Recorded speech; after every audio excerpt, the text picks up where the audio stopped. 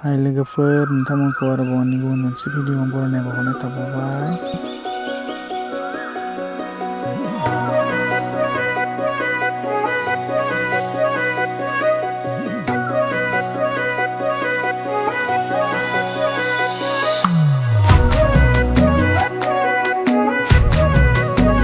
दायो नोंथांमोननि सिगाङाव थालिर आबादनि भिडिअ लानानै फैदों। नोंथांमोना मोजाङै नायलांबाय थादो आरो सोरबाफोर थालिर आबाद मावनो गोसो दंब्ला नोंथांमोना मावनो हागोन।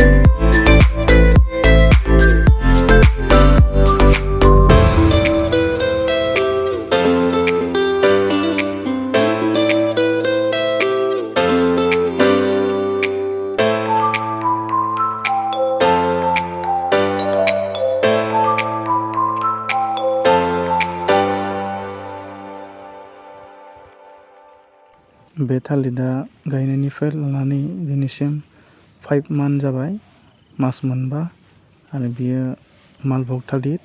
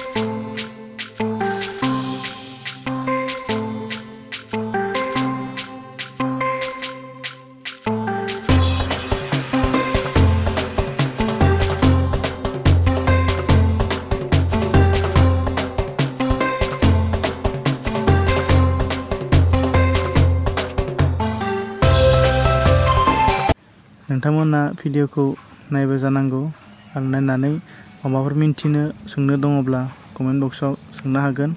लोगोसे भिडिअखौ लाइक खालामगोन, शेयार खालामगोन आरो चेनेलखौ साबस्क्राइब खालामनानै लागोन।